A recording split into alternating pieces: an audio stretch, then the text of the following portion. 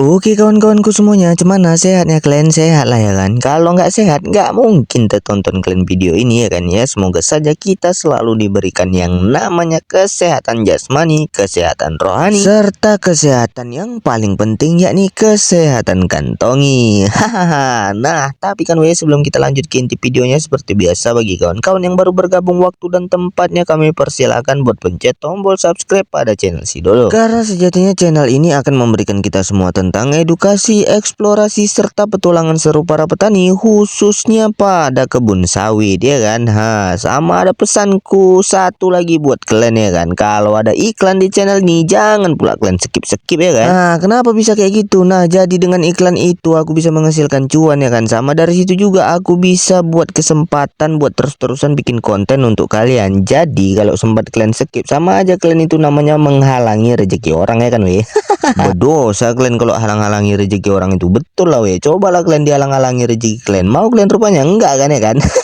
Nah, jadi kalaupun nggak mau kalian tonton iklannya sampai habis ya kan, pinomat lah seenggaknya itu 10 sampai 15 detik udah jadi lah itu, biar semangat aku terus-terusan bikin konten. Nah, cuman bisa kan? Kalau nggak bisa parah kali lah kalian, cukup tahu aja lah aku ya kan weh.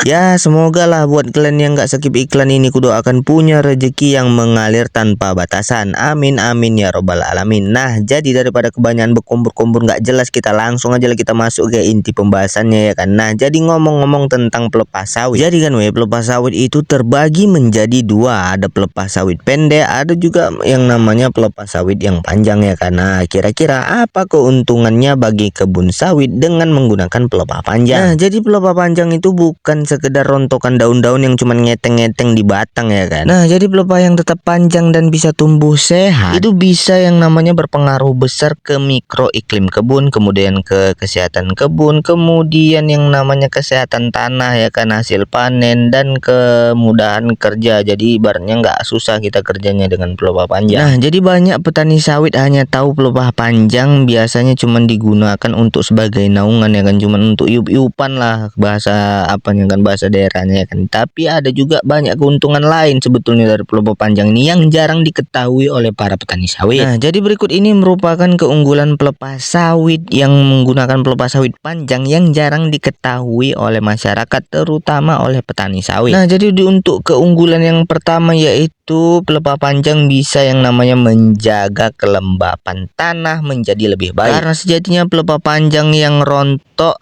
membentuk lapisan serasa ataupun mulsa di bawah pohon ya kan. Jadi mulsa itu bakalan nantinya menahan air, kemudian mengurangi penguapan sehingga tanah tetap lembab menjadi lebih lama ya kan. Tanahnya itu lembabnya lebih lama lah kalau kita bilang. Nah, jadi kalau udah kayak gitu ya kan, pas musim kemarau atau setelah dipupuk disiram itu, jadi tanah-tanah lembab itu lebih bermanfaat ketimbang tanah kering ya kan. Itu gara-gara apa ya? Gara-gara pelepah panjang itu tadi yang gue bilang ya kan. Jadi dampak yang paling signifikannya itu ada apa namanya, kebutuhan air itu jadi lebih stabil ya kan. Akarnya jadi nggak kaget ya kan, dan pertumbuhan tandan buahnya bisa lebih konsisten dalam jangka panjang. Nah, kemudian keuntungan yang kedua yaitu dengan menggunakan sawit pelepah panjang dapat mengurangi erosi dan limpasan permukaan. Nah, jadi pelepah panjang yang jatuh itu bisa menahan aliran air hujan sehingga tanah nggak mudah terkikis, terutama yang namanya di lahan-lahan miring. Makanya kalau pelepah panjang itu kalau udah ditumpuk-tumpuk ya kan, jadi dia itu apa namanya, air itu nggak langsung biar gitu aja ke kebun sawit kita, jadi ditahan sama pelepah itu ya kan. Biar apa? Biar pelepahnya itu menyimpan yang namanya air itu ya kan. Apalagi di lahan-lahan yang miring ya kan. Pokoknya ini sangat membantu lah mengurangi kehilangan tanah subur ya kan. Nah, kemudian di keunggulan yang ketiga yaitu pelepah panjang bisa menambah bahan organik dan nutrisi pada tanah. Pelepah lama yang lapuk ya kan, jadi bahan organik ya kan. Pokoknya pelepahnya itu yang panjang yang udah lama jadi dia lapuk itu jadi bakalan jadi bahan organik karena perlahan-perlahan ya kan dilepas ke tanah sebagai nutrisi. Nah, jadi hal ini membantu yang namanya struktur tanah menjadi lebih gembur dan menyimpan unsur hara dalam jangka lebih lama. Kemudian untuk di keunggulan keempat yaitu pelepah panjang bisa membuat mikroiklim yang nyaman untuk bunga dan penyerbu. Pelepah yang panjang dan rimbun membuat naungan dan sirkulasi sirkulasi udara yang stabil di sekitar tandan bunga. Kondisi ini kadang membuat serangga lebih aktif dan bertahan, yang mana berpotensi meningkatkan pembentukan buah ya kan. Jadi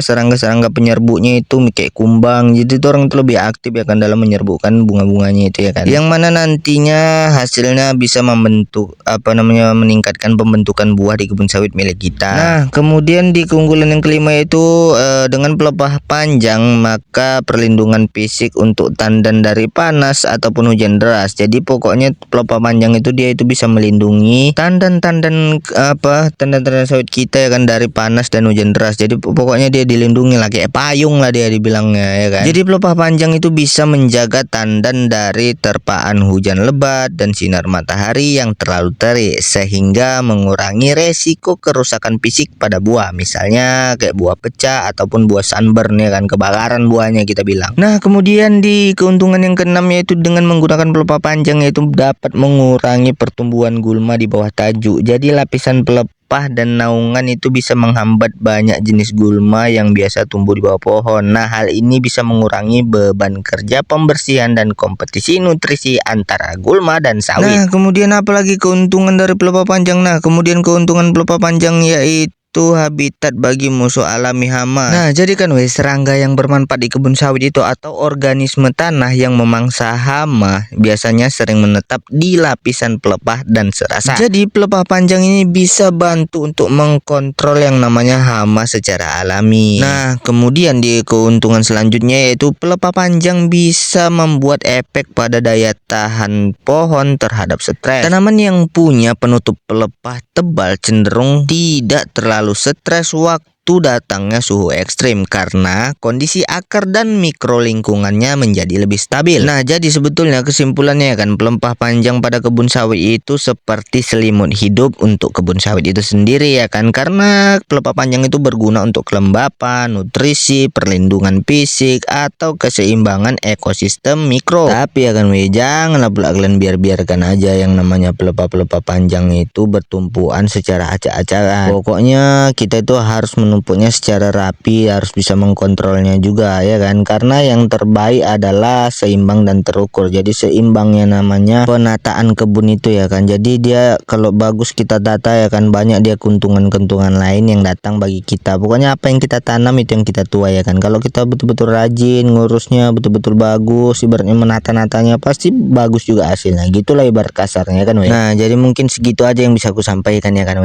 Nah, kalau kayak gitu sampai bertemu di video selanjutnya ya kawan-kawan. Dadah.